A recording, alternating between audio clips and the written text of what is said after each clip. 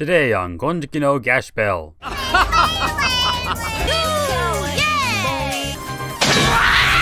This is part 2 of my overly long look at Gash Bell's Faudo arc. Go find part 1 if you're already horribly lost.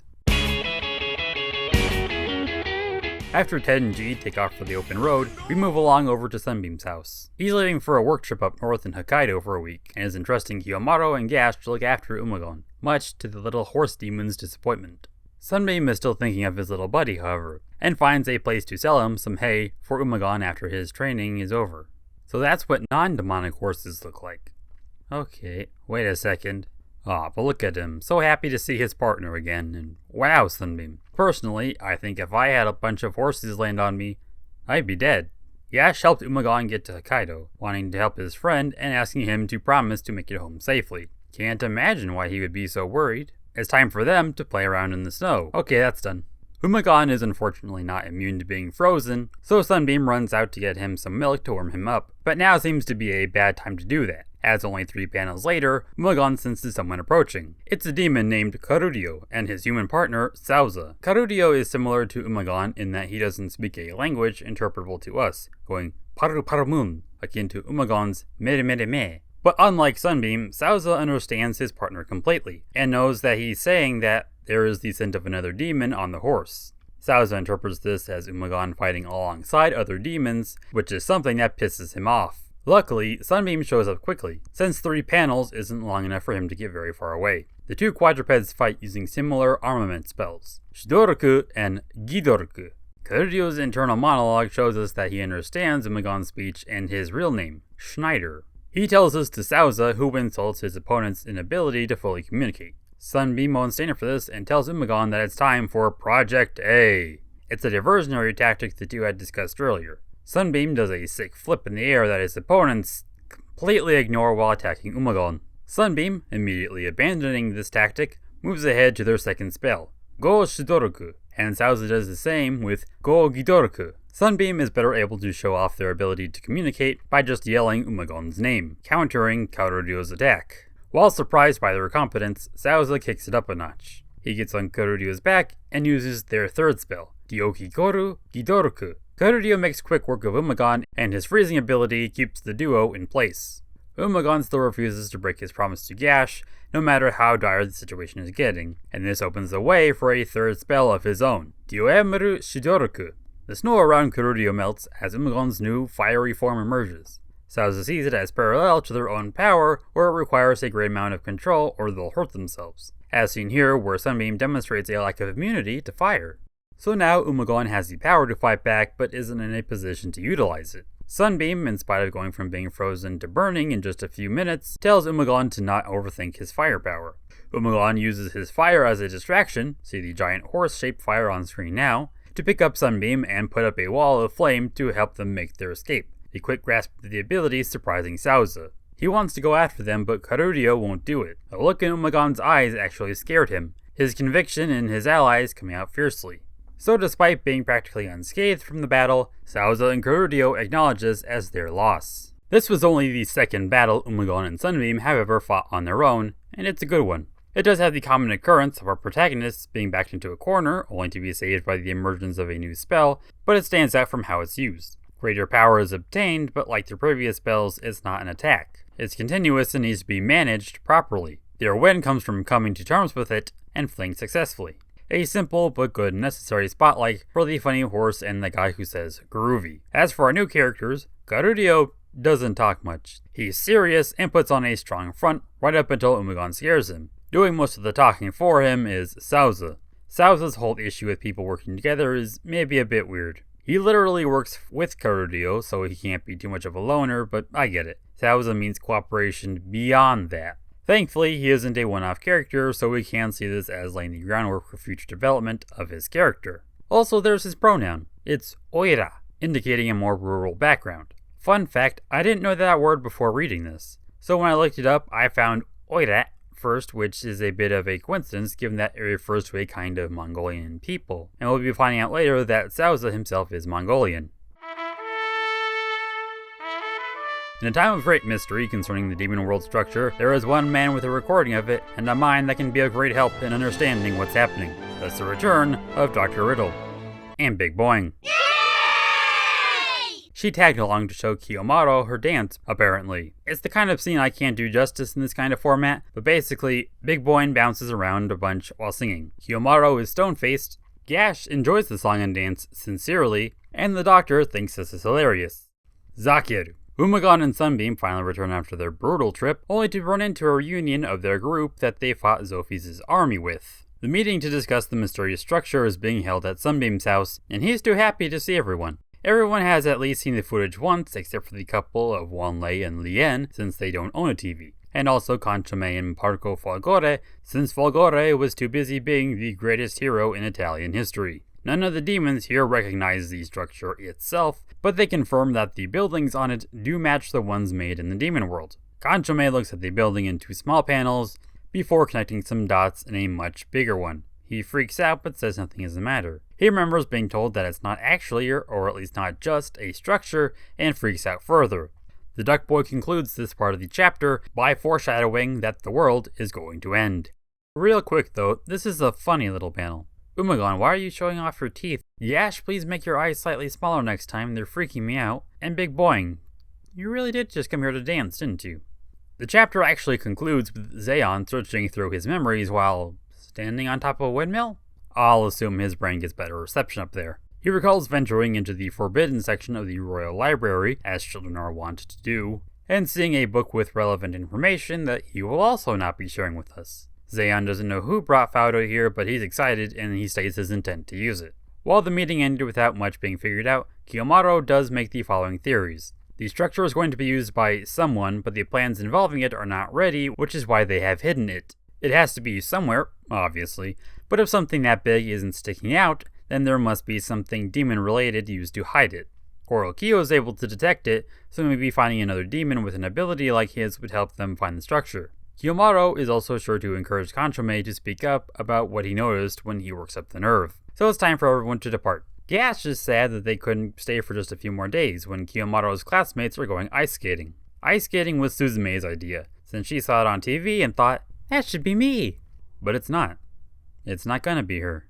Level 177 is the kind of chapter that is mostly centered around a running gag of none of these people being able to skate.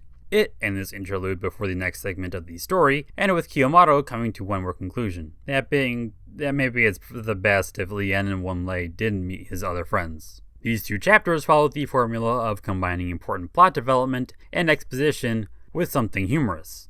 I like these two chapters, but I don't really have much to say. This script took a little longer for me to wrap up because I wanted to be sure I was doing more than just a summary. And if I avoid recapping every little joke, then that's it. These two chapters are part of a larger narrative, so isolating them like this doesn't leave much, but it's important for the pacing of this series as I have it planned. They're important, they happened, and the next segment is already started. The one panel of Sunbeam explaining Plan A is moved to the semi-cold open and ends when he is interrupted by a call telling him he's going to Hokkaido. That's mostly it. There's a lot of little padding inserted here and there, with the biggest addition being a B-plot about Kiyomaru obtaining a videotape of the footage of the structure and sending it to Dr. Riddle. While there's not much to say either about these two episodes, I do have two smaller points to talk about. The first is trivia. Assuming this line was the same as it was originally printed, since I'm looking at the comics later 2-in-1 re-release, Sunbeam refers to his distraction strategy as Project A. The part before the letter A is written with kanji, but the furigana to the side clarifies that the whole term is to be read as Projecto A. The TV series seems to ignore the furigana, however, as another reading of the kanji is Saksen, and that's what they go for instead. Saksen A da! Saksen B da! Saksen C da!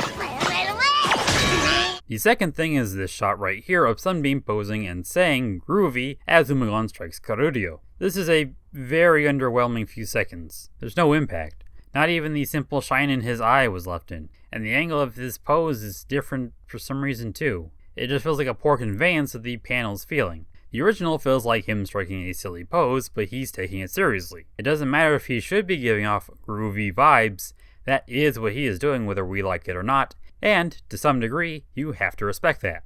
This is silly, and nothing more. I don't think it's inherently bad in isolation, but it's an example of seeing the source material making you think of how much better it could be. But that's something that could be expected from a weekly show, which is why I'll not be harping on it in every instance. How about something less expected? If you've noticed the code is different, that's because it does seem that the time of year being portrayed is different. Sunbeam and Umugon have to go further north to play in the snow, and Sausa says that it was because of his and Kororio's training that the snow hadn't melted yet. On the one hand, it's nice that the show's policy isn't just randomly against button-down jackets. On the other hand, why?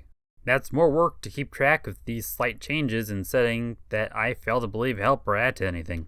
It's a work of fiction where it isn't essential to believe that it's happening at the same time of the year that it's airing. And it would all be for naught if there were any major delays or hiatuses in the broadcast schedule. The chapter with Dr. Riddle arriving and everyone gathering is expanded into a full episode with a small story centered around Big Boing. The group of four go to the airport to pick everyone else up. People hear about the famous musician showing up here, and they're running from the crowds, ends up leaving Gash and Big Boing lost. Luckily, a smaller child arrives to help them.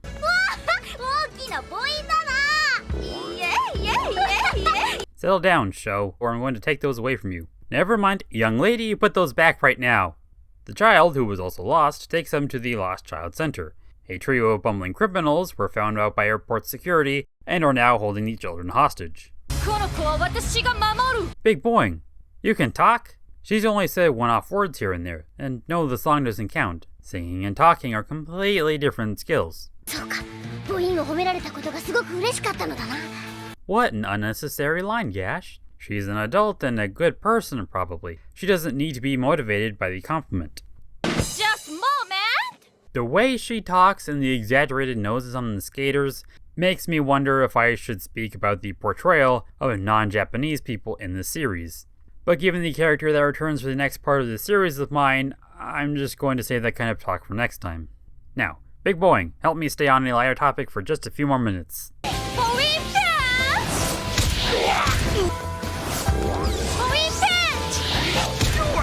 And the day was saved. The song and dance is sung and animated, naturally. Yes,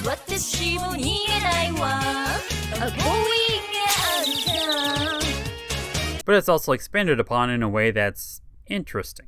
After everyone gathers, Big Boing does the song again, because the doctor says there is a hint to the mystery in the dance. So she does it again to an audience with a mix of disappointment, excitement, surprise, and Sunbeam's face melting. They fix it in a closer shot where he's blushing, as is consistent with how the TV series portrayed them earlier. でニコラウス君は念のためポルゴレ君が母院へ病院へ連れて行き母院 She finishes, Kiyomaru asks if there was really a hint in there, and the doctor, as expected, says that he was lying. 嘘 Quick digression. Repeating the joke of the Zakeru from the start of the episode is worse the more I think about it. I get them being upset about him lying, but Folgore, Megumi, Sunbeam, and their partners were enjoying the song. And the attack doesn't even need all of them, especially Kanchime and Umugon, since their spells aren't even attacks. They did nothing. Back on track, there is a pose added to the end of the dance. Saying this is what makes Kanchime make his connection about the structure. So you take the opening gag from the exposition-heavy chapter and make it a more important part of the plot. Interesting move. I don't think it'll ultimately be a necessary change when we do see what Kanchime sees, but I understand the attempt. Ice skating has people getting ready by training because they all have oddly high expectations for a day of playing on some ice with friends. Included as the narrator is Monmon Sensei and that other guy whose name I'm not going to bother looking up. No.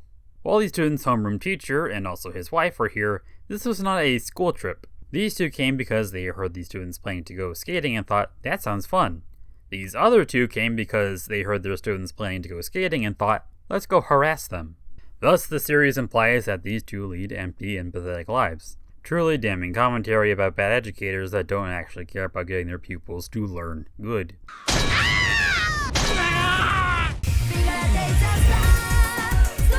Pretty straightforward compared to part 1. Umugon and Sunbeam got their spotlight, as will the rest of Gash and Kiyomaru's group over the course of this arc, and much exposition was added. While we still don't know what Falio does, it's probably amazing given someone as powerful as Zeon wants it for himself. He knows something, Kanchime knows something, and the readers and viewers at this point know something? Somebody is going to use it for something. That's incredibly vague, but things will start unfolding next time. The change for the TV series were rather minute as well. This will also be different next time, and it's not going to be for the best. Gash receives a letter from an old friend. At the same time, some of the antagonists of this arc will start to make their move. Will I be talking about the heavy topic of race, as I mentioned earlier in this video? No. I'll be talking about race and abuse. It's a fun time for absolutely no one.